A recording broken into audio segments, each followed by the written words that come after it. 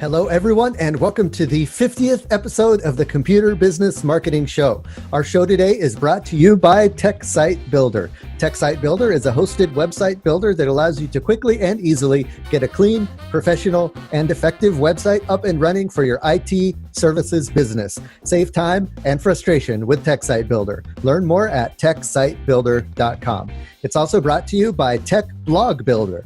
Tech Blog Builder is a writing service for IT businesses. We craft content that converts website visitors into customers with 100% unique, SEO-ready, professionally written blog posts delivered on a consistent basis. Learn more at techblogbuilder.com.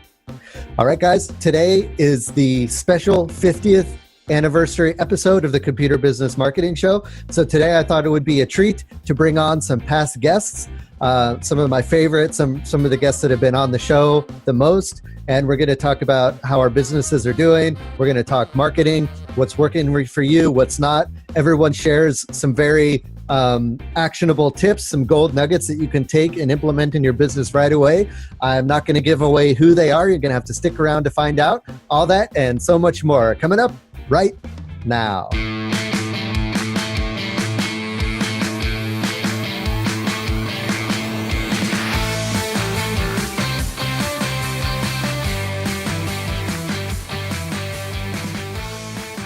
Hello, everyone, and welcome to the Computer Business Marketing Show. If you own or work in an IT services business, this is the place to be to learn how to get more clients, keep them happy, and grow your revenue.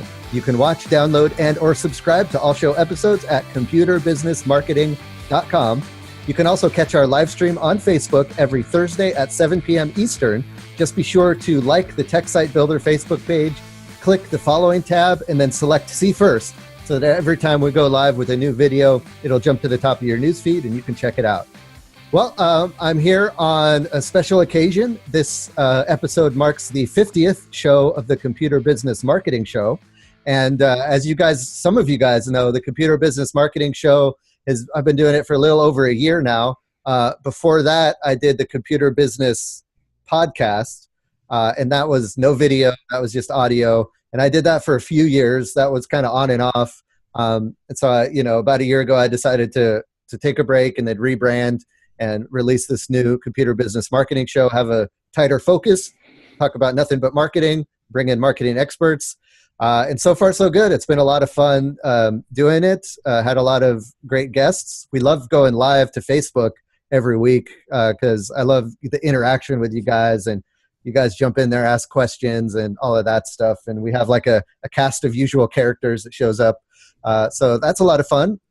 So if you guys have enjoyed the podcast, if you're live watching, definitely let us know, what you've enjoyed about the podcast. If you're listening to this on the podcast, later, if you're listening to the recording, then just shoot me a message at computerbusinessmarketing.com or leave a review on iTunes. And just say, hey, what have these 50 episodes meant to you? What have you taken away from the show? Why do you keep coming back time after time and listen to me yammer on week after week? Would love to hear what you like and what you don't like, what's working for you and what's not working for you. And to make it all possible is, our longtime sponsor and my baby, TechSite Builder. TechSite Builder is a place you can go to get a website up and running quickly and easily for your computer business. You don't have to mess with installing themes on WordPress or finding a good host or, installing security plugins and stuff. And we're computer guys or gals, and we know how to do that stuff, but our time is better spent marketing the business or fixing computers or doing, the work of the business and growing the business, and not necessarily building a website. So that's kind of the purpose of TechSite Builder, is to give you a nice, easy platform that you can just sign in, get started, fill out some information, and you have an effective website that's SEO friendly, that's fast, that's secure, and we take care of all of that annoying stuff so you can get back to running your business. So thanks everyone who's supported us by checking out TechSite Builder. It's super affordable, 30-day money-back guarantee, so you can just go and try it out. If you feel like your website can use a refresh, or it's not working for you, people aren't contacting you through the website, TechSite Builder could probably help with that. So check that out at techsitebuilder.com. All right. Well, I'm excited to introduce our panel of guests today. So I decided to bring back some of our, some of the guests who I've had a lot of fun with, who have been on multiple times. These are all repeat guests. They can offer a lot of insights. They're also podcasters. I like talking to other podcasters because they know how to talk and they know how to fill time. So I look forward to talking with these guys. We've chatted before about marketing topics, and I'm looking forward to catching up with them. We have David Sims and Lisa Hendrickson. So let's start with you, David. If you can kind of just, for the folks who maybe haven't met you before on the show, give us a brief introduction about what you do and how you got started. So I started my MSP. Actually, I started in IT way back in like the late 90s. And the short story is I went from having a storefront, doing retail and residential, to kind of shutting all that down and running a consulting business. And then I got out of IT altogether for a few years, and then I got back into it and started an MSP, then started focusing on healthcare. From there, I really made a name for myself in diving into doing HIPAA compliance for IT and started the HIPAA for MSPs site. And since then, I actually merged with another local IT company the first of the year and rebranded their company. And so now we're Security First IT. And so we're running an MSP in the Charlotte, North Carolina market. Cool. Yeah, that's the cool thing about being an entrepreneur and being in this space is there's always the next thing to try and always reinventing your business. And I think that's something all three of us have in common is we're always, trying new things and going in different niches and looking for ways to just flex our entrepreneurial muscles. And it sounds like you're on a new adventure with the partnership. And I'm sure that brings a whole new set of learning experiences with it. And so I think that'll be something we could dig into, like, what are you doing for marketing for this new venture and stuff like that. But before we do that, I want to head over to Lisa. And I see you're trying to dodge the sun over there. I'm actually having kind of fun with it, but I feel so bad. You guys talk about something else for 5 real quick, and I'm in another position. I'm burning up too. It's hot.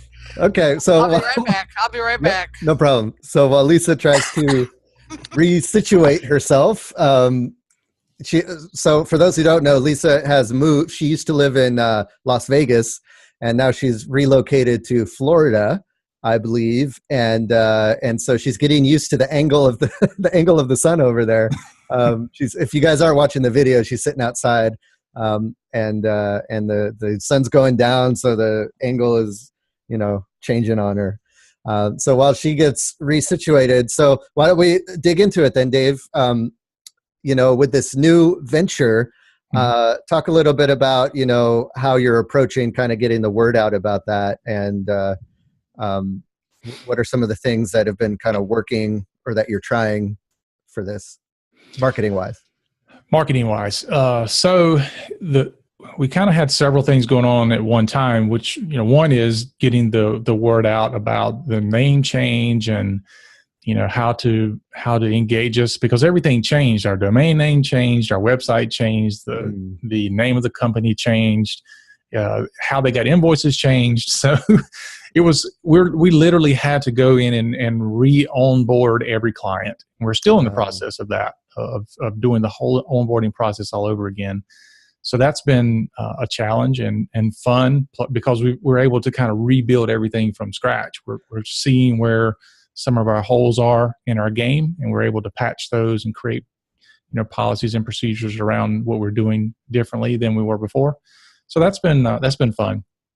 And then it's kind of nice to be able to like start from a fresh, start clean, start from a fresh start with your customers, because sometimes you get into a routine with them and you can let things slide sometimes. And so when you have kind of that excuse to like say, hey, we're rebooting everything, you can revisit all of the different touch points. And I think that's something people can try just without, even if they don't merge with another company or rebrand their company, they can every once in a while just kind of start from fresh, reach out to all of their existing clients and say, hey, let's just reestablish our relationship and and that might just be a good thing to do anyways. Well, I'll tell you what we've decided to do, because we found so many things that fell through the cracks.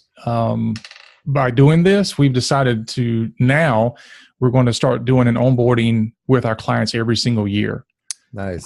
Because we have, staff leave and staff come, and they kind of do things one way. And maybe you told them, look, I want you to start putting in tickets in this ticketing system, but you still have some people that insist on texting you personally or sending you emails outside of the ticketing system, and you kind of let it go for a while.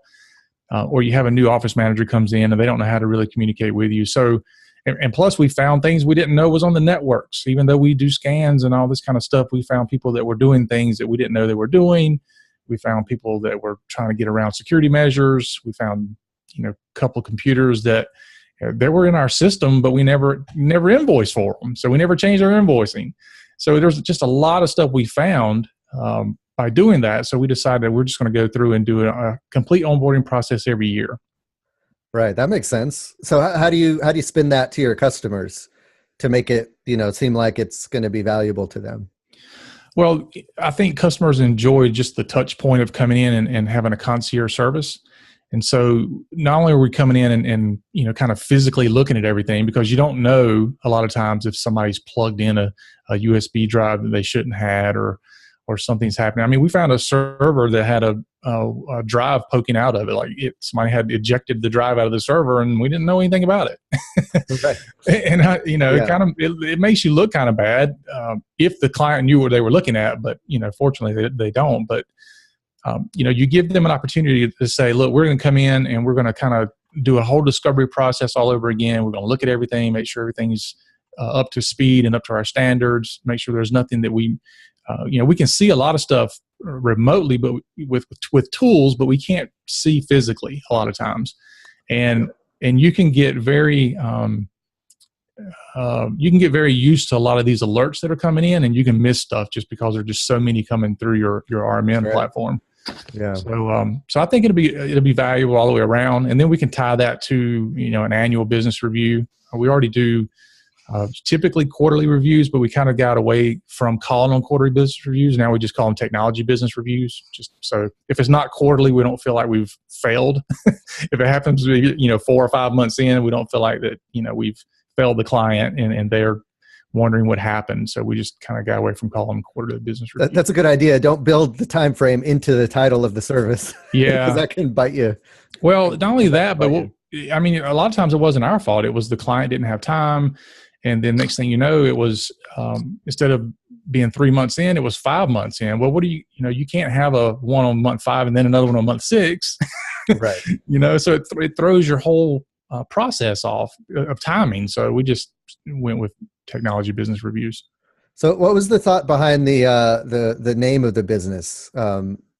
What is it? Security First IT. Security First IT. So what was the thought with that name and leading with the word security? So we're moving toward a more security focused MSP model, and in doing that, both my company and the other company I merged with, they were both your standard IT names or computer or whatever.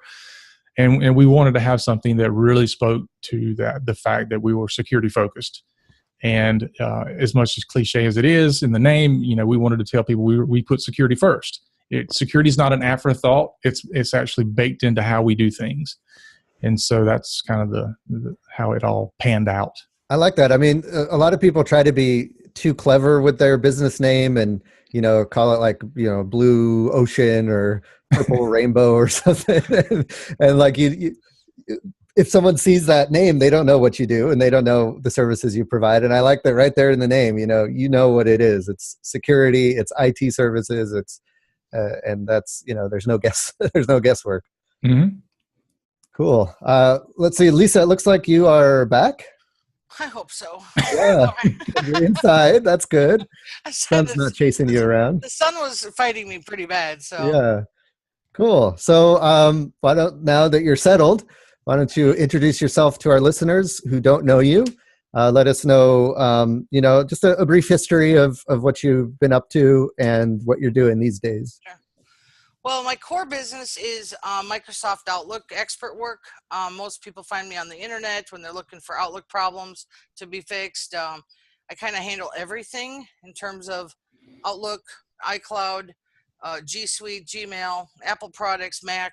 I do a lot of Exchange migration work, and I also do IT support ongoing for clients. So like if they call for a problem, I say, well, you can buy my ticket now, and then we're friends. I call us friendsies, and they like that because that's my relationship thing, because they know how I work. I'm also searched for on the internet for Office 365 consultant work. I have typically most of the calls I get I can help with, but I have a lot of technicians that need referral work. So I have a really nice Office 365 referral circle for SharePoint experts, OneDrive experts, Azure, anything you can think of. I found someone now. So I tell people, stop beating yourself up trying to find an answer. Most of my experts are by the hour. They're not expensive, and they don't need contracts. So Nice. that's kind of what I've built, is a nice little empire on the client side, and that's my callthatgirl.biz.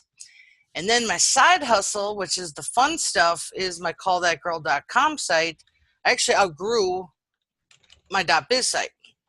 So the callthatgirl.com is where all my stuff for techs are. I called it the tech classroom now.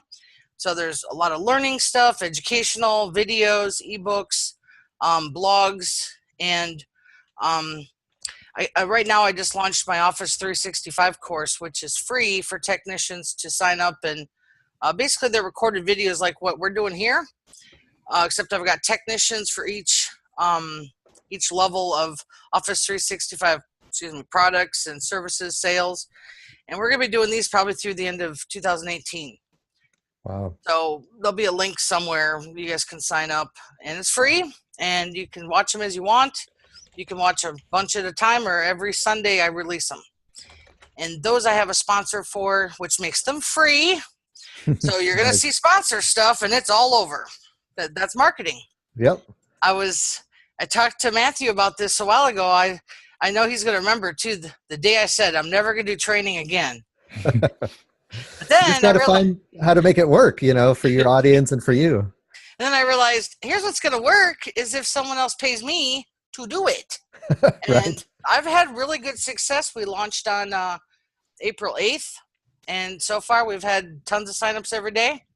Techs are liking it, and I like it. And it's a lot of fun for me because it's keeping me always learning and meeting new people and finding new connections to get in the course project. So I don't think this one's going to die off quickly. It's got a long-term value to it. Yeah, so I think we all three of us have that in common, right? We have our services business, and then we also have a side business where we teach some of the things we've learned in our services business to other IT people. So let's kind of take each side of that. So for the actual IT services side, where we're dealing with just regular average Joes, fixing their issues, fixing their problems, what has been working for you lately as far as marketing, as far as finding new people to come in the door? I know, Lisa, for you don't really have many like recurring monthly type services. It's a lot of one-off and break fix type stuff. So how do you keep the constant flow of people coming to you? Well, the first one I've talked about for years is my SEO is good. I keep up with the SEO. We've done this in the Computer Business Breakthrough course. I talk about the 4 different ways I blog. Blogging is my gold. So I watch for trends. When I notice something's wrong, instead, I'll go put a blog out, and I go put a YouTube out. And then I've got little channels, like one of my LinkedIn articles has almost 100,000 views. So I will go put a new blog at the top of that to do drip marketing off that hot one. And I do it to my YouTubes too. I'm having a hard time with like other traditional marketing for my clients because they don't click on ads. They don't do Facebook ads. My clients are typically LinkedIn people. And even on LinkedIn, they don't click on ads. So I'm really just in a marketing funk on that side. So I'm always looking for something new that's going to get a client. And my clients typically don't refer me out. I don't think they want people to know how bad their Outlook was.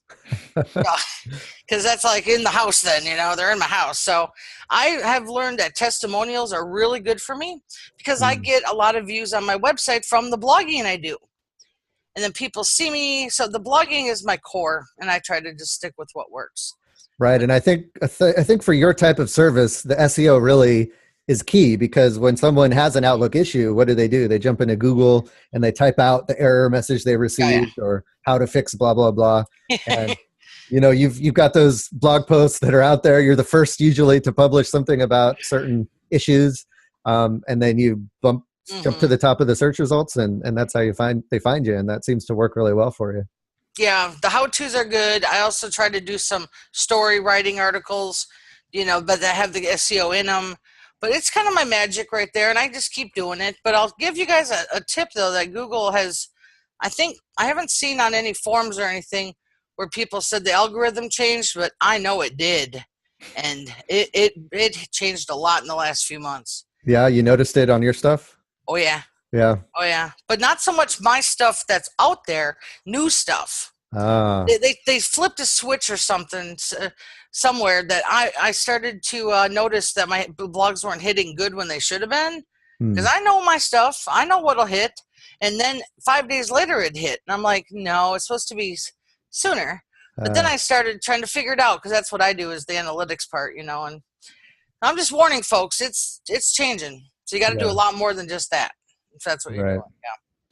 Yeah. That's the problem with relying on, especially SEO, is it's always constantly changing, and they can flip a switch one day and your stuff just disappears. So it's good to, I like that you're experimenting with ads and stuff, and just, kind of seeing what no works. Ads. No, but no. I thought you said you were trying Facebook and LinkedIn ads. People weren't clicking. Oh, Facebook ads, I only tried that once with the real ones, not with the boost post. And that was so confusing and convoluted, I gave up right away. Yeah. It's not for me. Yeah. It's a lot to figure out for sure. No. Yeah. Okay. How about you, David, with the new business? Have you been trying any kind of content generation type stuff or ads, or is it just mostly, working with your existing customers and that kind of thing? Yeah, for us, with being a new site, new name, and all that, of course, SEO short term is not doing anything for us, and it's not going to for a little while. So we kind of started over with that, but we do have a mailing list, email list of people that from both businesses. So we're still tapping that email list. So we're putting out content via email, and we're putting out content. We're doing some on social media as well, but we're really pushing the content out on email mostly. Right. And content is everywhere. It is so easy to get content. I subscribe to all types of listservs and things like that. So I'm always getting information about things that are going on that are security related. There's not a day goes by I don't get at least 10 different articles I can write. And I don't try to write long form articles. I don't want to put out a monthly newsletter where it's going to take somebody 20 minutes to read it. I put out, once or twice a week, something they can read within a minute or two. And like that. And typically what I'll get is when I send things out, especially if it's something that's security related, I'll say something like, let's just say Microsoft put out a new patch, and this patch fixes these things. And for those of you who are our clients, we've got this handled for you. You're good. If you're not a client, then you need to either do all these things or you need to give us a call. And it almost never fails. I'll get at least one call from somebody, sometimes even a client that calls and says, I know that we're covered with the security, but I've been meaning to talk to you about, having the backups or something else. And then we're able to sell more services. So it's just been a really good way to generate revenue from our existing clients, as well as getting some exposure from our new clients. In fact, we even had the local chamber called us and wanted to know if we would speak at a breakfast that's coming up in a couple of weeks. Nice. And on cybersecurity. So, it's a free opportunity to get in front of a bunch of business owners. So that worked out well. Get the cards. Yeah. Load up on the business cards. Yep. Yep. That's something I found when you focus on a particular thing like security or Outlook or, web design, people tend to think of you when that subject comes up rather than if you're just a general computer person and they need someone to talk on a specific topic, they forget that you might be able to speak on that. They look for like an expert in that particular thing. Mhm. So I found I get requests to do work or to write guest posts or to help out with stuff because I specialize in something. Has that been your experience as well? Oh yeah, absolutely. Yeah. And I just got that today. Yeah.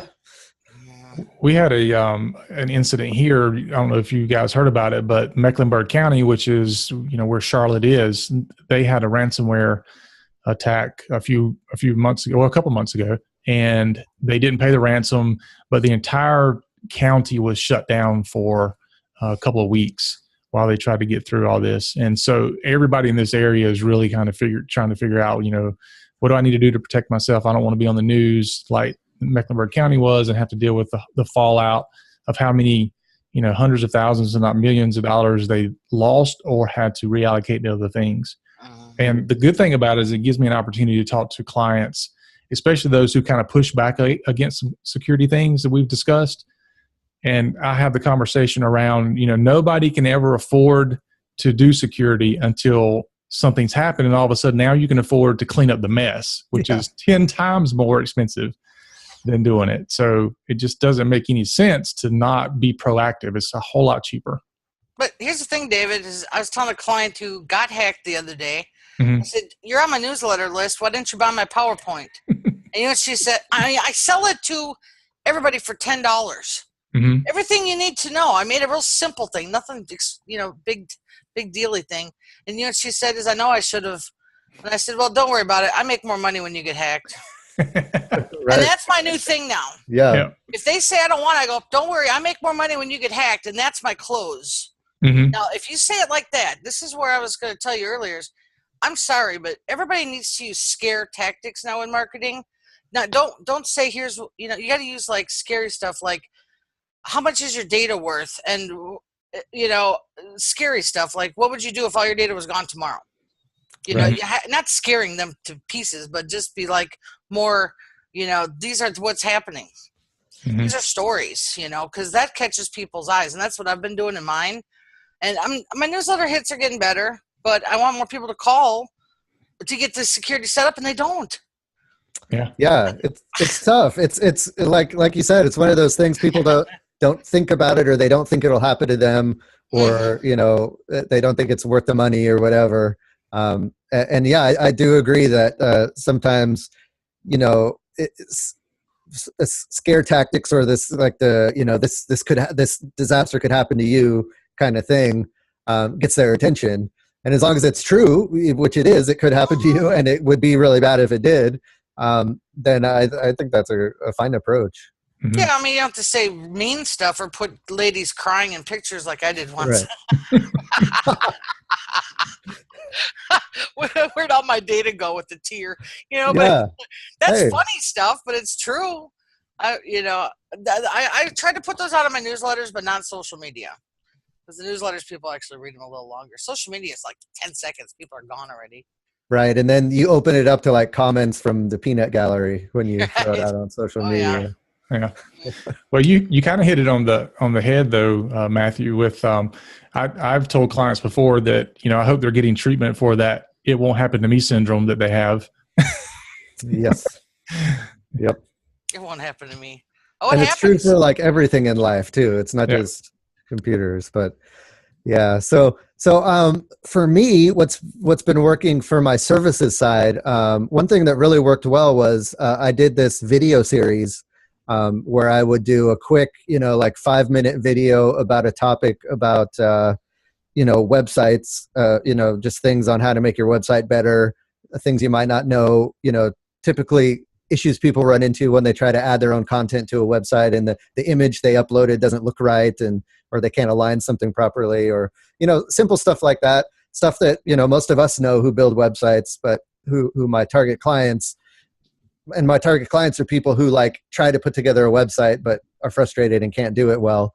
And then they see my videos and they're like, oh, okay. So they're educational videos, but really the goal is to say, hey, I know this stuff. So if you're struggling, come to me and I'll help you out. So I was doing that once a week, a how-to video. I would post it on YouTube and Facebook and LinkedIn. And I got a couple projects out of it, a couple pretty big website projects out of it. I actually got someone who I was connected with on LinkedIn because they were in another department with me back when I worked in the corporate world. And, we just happened to be connected on LinkedIn for these however many years it's been. And I never heard from her and totally forgotten about her. And then all of a sudden I put a video out on LinkedIn and she's like, oh, hey, I'm starting this new side business and I need a website and, it's going to be this big thing and I need your help. And she would never have, known about this new thing I was doing with websites unless I was constantly putting these videos out. And I've stopped doing it because it was too much work. It was a lot of work to come up with a topic, put together like a bullet point script, record it along with the podcast, along with everything else I'm doing. But I did it for a few months, and just a few months, I got some work out of it. So I know if in the future, I'm bored or I'm not getting a lot of work, I can do these videos again, and that could drum up some business. So I like the idea of, like, with this podcast or whatever, videos, getting yourself out there and just talking, how to helping people who need the help, establishing yourself as an expert. And I preach it every day, but it really works. Yeah. Those how-to videos, I'll just let you know that they can be a curse and a gift. Okay. Here's why. Because here's my life, and take it as it is. I get a request from a client at 7 a.m. My Outlook's down and won't crash, or crashed. I can't open PST's nightmare. I let it sit and cook sometimes for 8 hours. Here's why. Because more than likely, they're out Googling and found my blog looking for an answer, and then they're panicking still. And in the meanwhile, they're doing their hardest to not have to pay anybody. This is very common for me. And so I've learned if I call them back right away, then they find out my fees and I'm too expensive. Okay. Right. So I have different types of clients. Some they put in a contact request and I can tell they're all in. They've outlined everything. Here's our goals. I mean, they actually write it like a business mini proposal. Then I get the other ones that are just, it crashed. And I'm like, yeah, but I know you're going to sit and try to fix it yourself. And you probably found one of my blogs on how to fix it, which some people have told me that. So I'm like, I lose money, but then I win. So it's like, you don't want to put out too much time into a how-to video or a blog. I just write them really quick. And when you're saying, Matthew, it takes a lot of time to edit a video, it does. It takes hours to make sometimes a 2-minute video. For me, it has in the past. Sometimes I just do straight shots and I just talk, and that works too. But it is a lot of work to do that kind of marketing. And you have to know editing software and cameras and lighting. All my problems. Yeah, and for me, I already have the setup here, so I figured how much more work would it be? I actually have my VA does the editing of it. So when I say it took a lot of time, I mean, an hour and a half maybe out of a week it took me, but still, that's a significant chunk of time when you got a bunch of stuff going on. We make it once, it lasts forever. That's what I say. That's true. Anything you put on Google should stay there as long as you keep your website up. Well, and this stuff was mostly effective on social media. So and on social media, it's very, what is it? Transient, right? Once you put something up, it's there for a day and then it's pretty much gone. You could search for it and find it, but most people don't, if you I can't see anything refresh on Facebook in one chance. Right. Refresh, it's gone. Yeah. I mean, it's happened where I'm like reading a post and then Facebook just decides to refresh while I'm reading the post. It's like, yeah. So, I haven't been focusing a lot on blogging or SEO for my stuff recently because I don't know why. It's one of those things that it takes time to ramp up. And I just haven't. I've been wanting to, and I think I'm going to here pretty soon. But I wanted to kind of experiment with video, especially on social media, because I heard.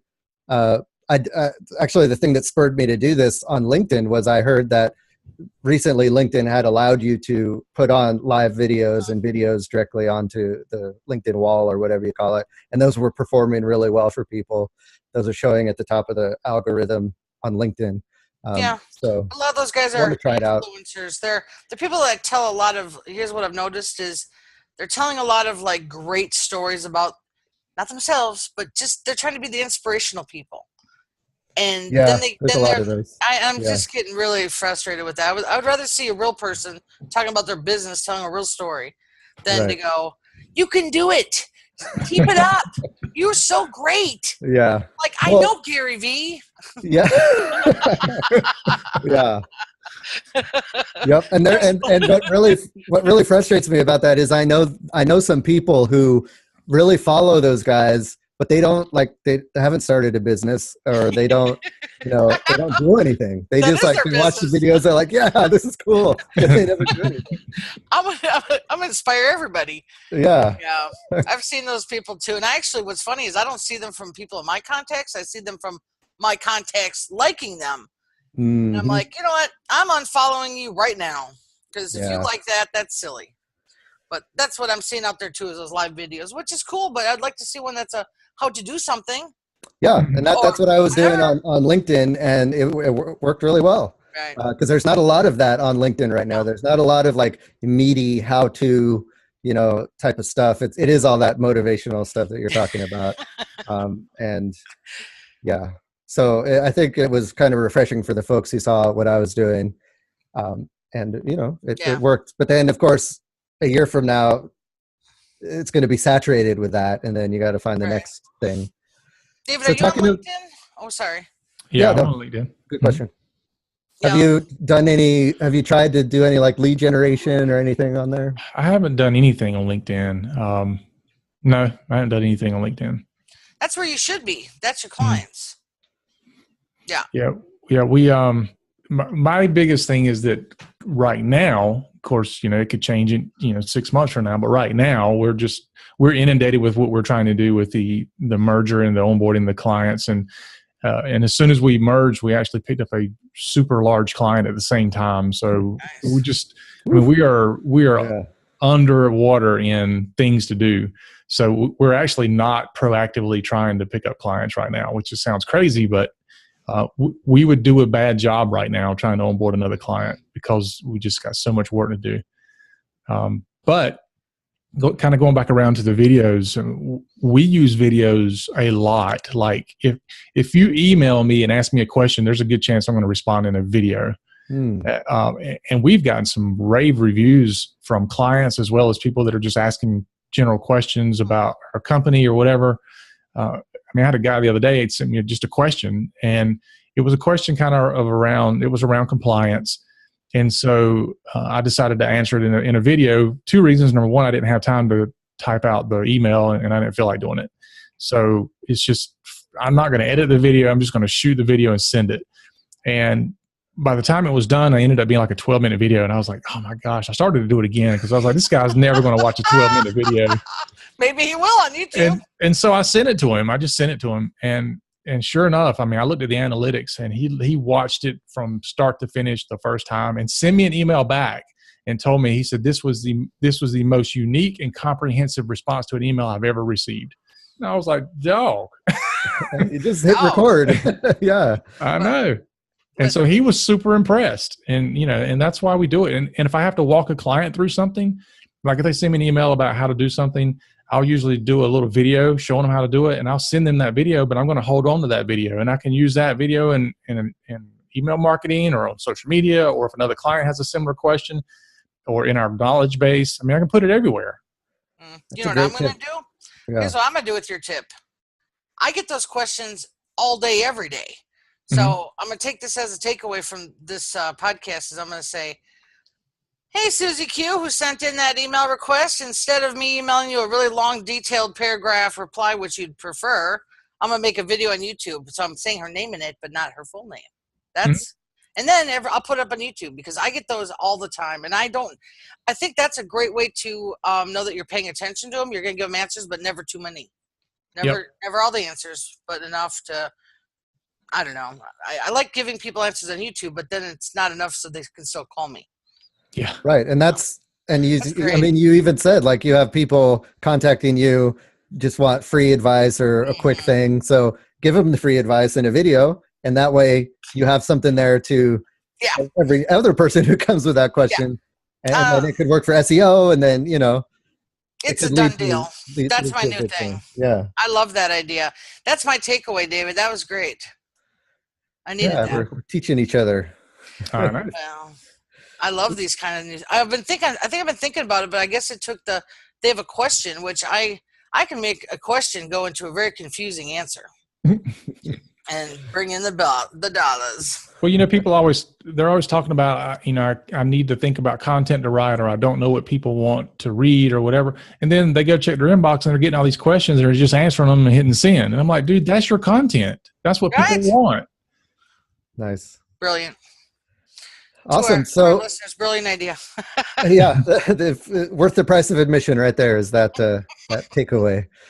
So what question I wanted to leave us on was actually a question that someone asked in the Computer Business Marketing Facebook group, and I wanted to get your guys' take on this. This was by Jerry, who's actually watching the live video right now. She asked, if you were going to spend $800 a month on one thing to advertise your business, what would you spend it on? So say you had a rich, benefactor that came and said, hey, I like what you're doing. I'm going to give you $800 a month to spend on marketing. What are you going to do with it? How long do I have to come up with an answer? Well, I could have many answers. My first one would be to get an assistant. Ah. We go towards getting my assistant in, because that's half her salary, his salary. And that could spend a lot of time doing marketing for me. Yeah, because marketing is a lot of work, and there's a lot involved with not just the content creation, but the posting it and editing it, and yeah, I don't know. And then if I had $800, I'd probably do. Now this would be. I'm comfortable right now with my clientele list too. Like I'm used to the same kind of. But let's say I wanted to go to the next level. Yeah, say you had you didn't have a lot of clients, or you needed to be marketing. Google Ads.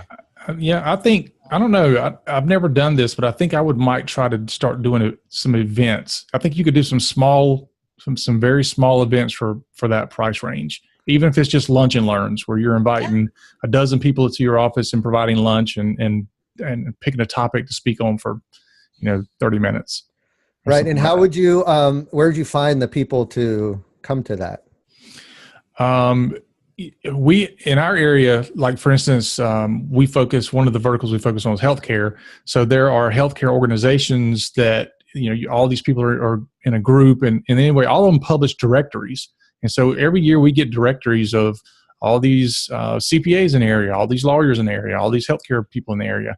And so we can just go through that directory, because we advertise in some of them. And so they give us the directories. And so we can just go through there and call those people or send out something and just say, look, not only are we not selling you anything, we're trying to give you some free training and information, but we're also going to provide lunch for you. You got to eat lunch anyway, so you might as well come and let us provide lunch for you. And then we're going to give you some valuable information.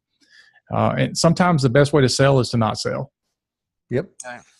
Yep. Yeah, exactly. And that goes back to kind of the whole through line of this whole episode has been, putting our stuff out there, teaching and being valuable. I think doing the lunch and learn would just take it to the next level, get that FaceTime. And that's really nothing beats getting FaceTime with someone where they really get to know you, make that connection.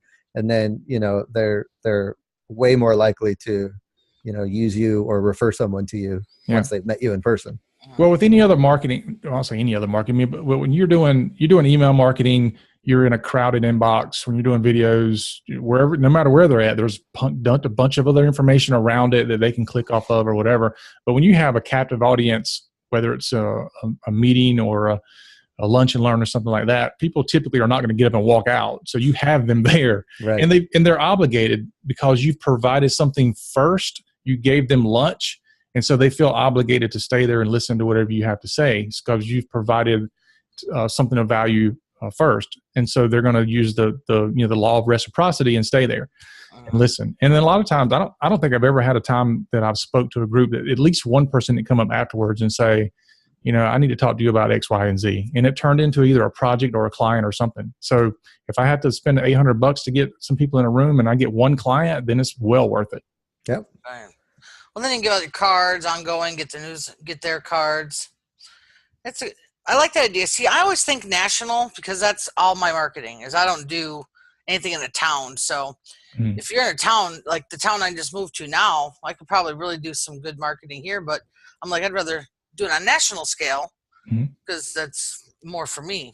So another thing that you could do then is you could, with the event or the lunch and learn or something, is instead of inviting your potential clients to it, invite potential partners. Because like you said, you've been getting into the referrals and finding partners and stuff. So you could invite a bunch of entrepreneurs or business owners in the area, and then they might have national audiences as well, and they can refer their people to you. You can refer your people to them, and so that might be a kind of a spin you can take on it. Yeah. And if you reach out to some of your vendors, a lot of times they will help pay for some of that. They'll send you marketing materials to hand out. Sometimes they'll even show up, if you give them a few minutes to speak, or tell them you have, especially if it's a larger audience, I mean, they'll give you all kind of stuff to give away, or, they'll give you some money to provide food or something like that. I mean, they're always looking for ways to market their product as well. Mm-hmm. Sponsors, love them. Yeah. And I guess for me, with the $800 a month, I would just kind of turn the knob up on what I'm doing and experiment more. So I'd experiment with more different kinds of content creation, and more experiment with different ways to get eyeballs on the content, whether it's ads or SEO or, social media. And just because I like fiddling with this stuff and looking at analytics and seeing what's working and seeing what isn't. So I just kind of turn up the knob on all of that stuff and have fun with it. Yeah, I do. Yeah, the reason why I said Google Ads is because if I had a team, of people, that's the next thing for me would be to run some really unique Google Ads. Yeah, I think you'd do well with Google Ads for sure. Yeah. But see, that's how I got into SEO, was my Google Ads. I didn't know SEO that well, so I did the ads, and then finally I did some tracking, and I'm like, I'm making more from my blogs than the ads, so I quit the ads and pumped up the blogs, and it eventually took over. So, right. Yeah. That's what I would do, though. Put in ad money for me. Cool. Yeah, it's a good first. Right. Good diverse answers there. Cool. So before we sign off, why don't just be curious to hear from each of you what your plans are for like the rest of the year, what you have on your plate. David, I know it's probably just trying to get everything reined in and get your processes in place and stuff. But do you have any like specific goals that you want to get done by the end of the year? We just bought into ConnectWise, and I understand that's a year-long project. So it'll probably be a lot of that. And right, we're really super focused on creating SOPs this year. So we're kind of getting all of our employees involved in that process, and we have IT glue, so we're trying to fill that thing up with everything we have to do. So that's kind of our big focus. It's not really a marketing thing, but my opinion is you can go out there and talk about how great you are and all this stuff, but once you sign somebody up, if that process of creating that customer experience fails, then it's going to be very difficult to keep them as a client, or at least keep them as a happy client. Right. And this is something I think Lisa and I touched on in the Computer Business Breakthrough course. Is marketing is something that continues before you get your client, while you're serving your client, and after you're done serving your client.